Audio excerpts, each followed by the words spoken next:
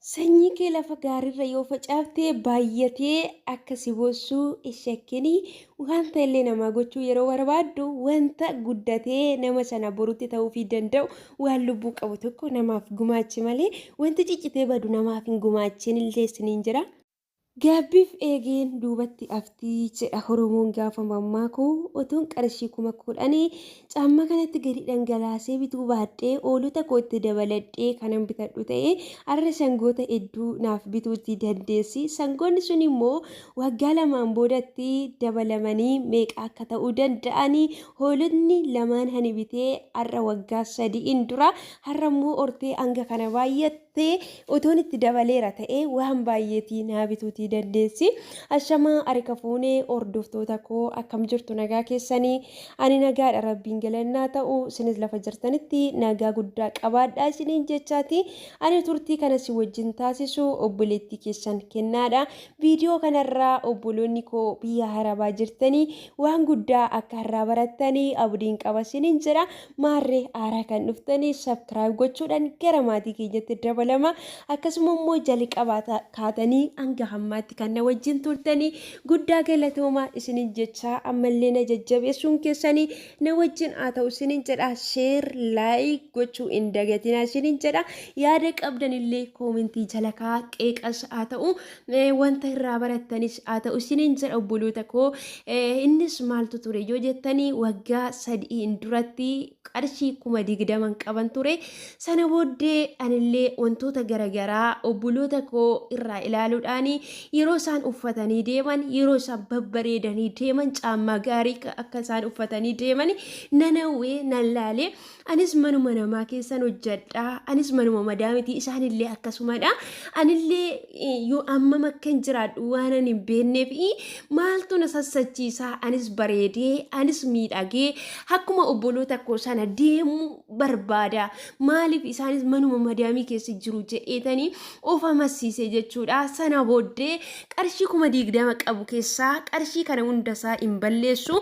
Kanaaf gimmaashasaa kan ta'u qarshii 10,000 gara biyya kootitti ergadhee maatii kootiin oolota lamaan tokko bitaatoo ribbinaaf kennaadha.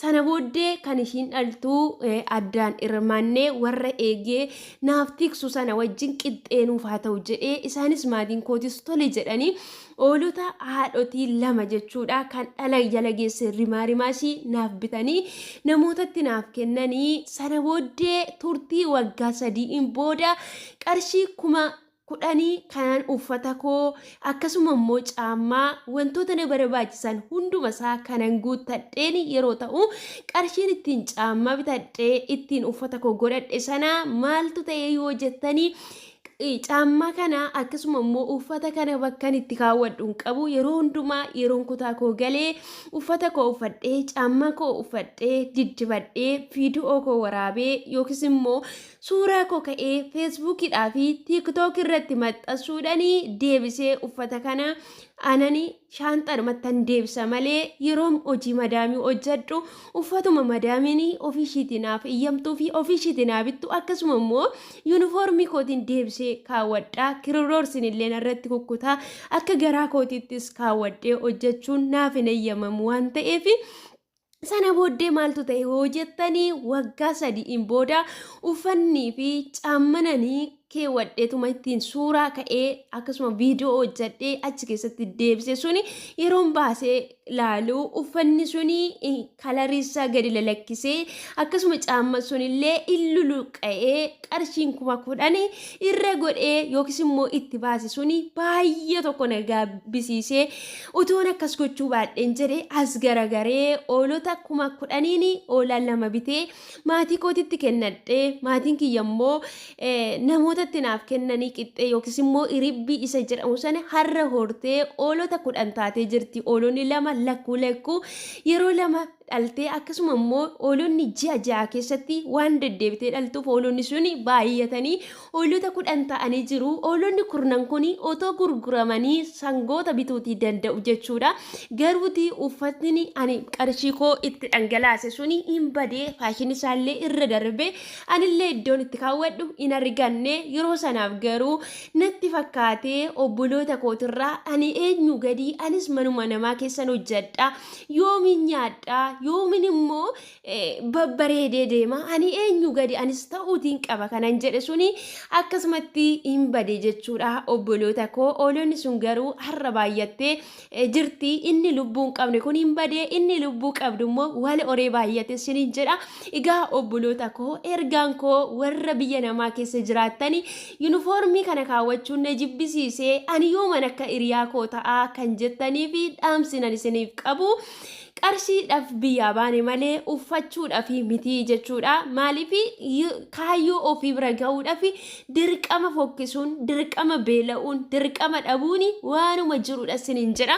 Kanaaf iyyuu birrii keenya yoo qabaanne, birrii keenya yoo guduufanne, wanta lubbuu qaburra yoo godhanne gaafa gara biyya keenyatti gallee wanta barbaannu sana qarshii qabaannaan baasne to'i lubbuu namaarran kanaaf wanta babbareedaa, wanta miidhagaa bitannee uffachuuti dandeenya. Har'a garuu yoo bitannee mana namaa keessatti uffata garagaraa, uffata aadaa, wantoota qaalii ta'anii, wantoota gurguddaa ta'anii qarshii keenya har'a jechuudha.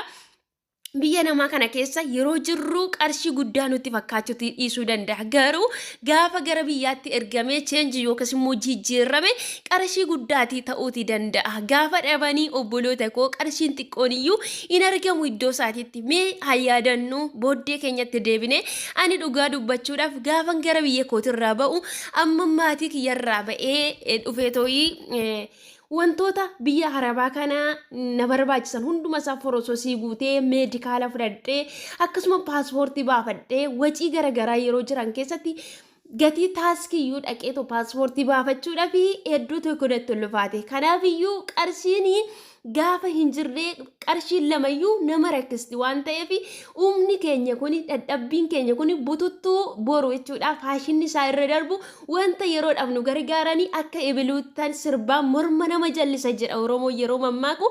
Har'a hedduun keenya qarshii keenya miindaa ji'a tokko hundumayyuu fuune uffata bitanna jennee wantoota onlaayinii irraa garagaraa ajajanna. Garuu gaafa gara biyyaa galle wanti sun irra darbaa bakka itti uffannullee hin qabnu.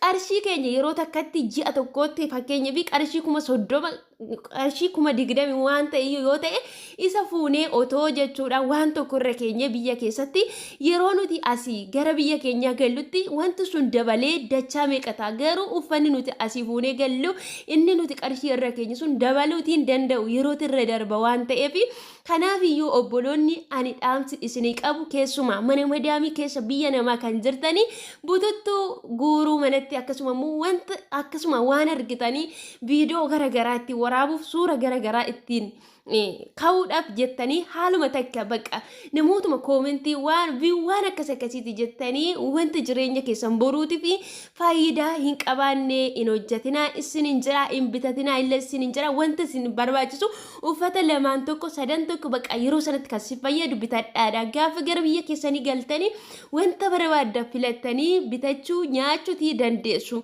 Kanaaf wanta tokko duraa duuba isaa jechuudha tartiiba isaa beekuutii qabna.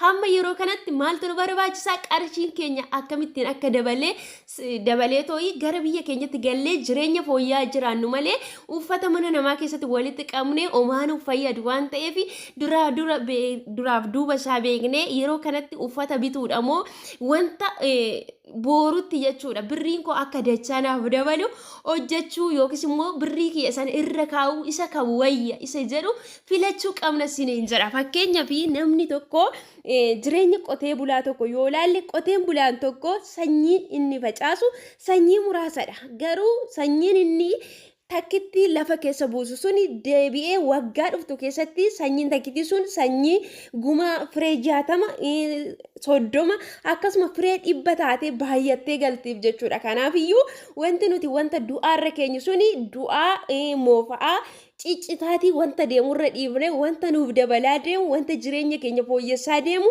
malaan haa jiraannu sinin jedha obboloota koo. Maaliifi biyya namaa keessaa yeroo hedduudha kan nuti jiraachaa jirru, yeroo hedduudha kan nuti deddeebi'aa jirru. Keessumaa obboloonni haaraa biyyarraa gara biyya namaa dhuftanii adaraa keessanii wantoota tokko tokko laaltanii caammaa uffata waan akkas akkasii waanuma fuutanii yeroo takka kaawwattanii yeroo tokko waan mumullattee deebistanii achi keessan dhiisatoo jireenya keessan boruu irratti hojjedhaa isiniin jedha obboloota koo. Kuni anaani wanta keessa koo dhufee isin barsiisaa isin gargaaraa isiniin jedhudha obboloota koo. Fakkeenya kana fudhadhee kananani viidiyoo kana isiniif hojjedhe yaada qabdan immoo koomentii jala kaa'adha.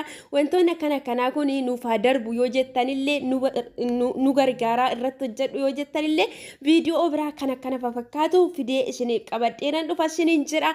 Yaada qabdan immoo koomentii jala kaa'aa. Viidiyoo biraatiin amma deebinee wal arginutti nagaan naa turaa isiniin jedha. Hedduu isin jaaladha. Kabajaa argadha.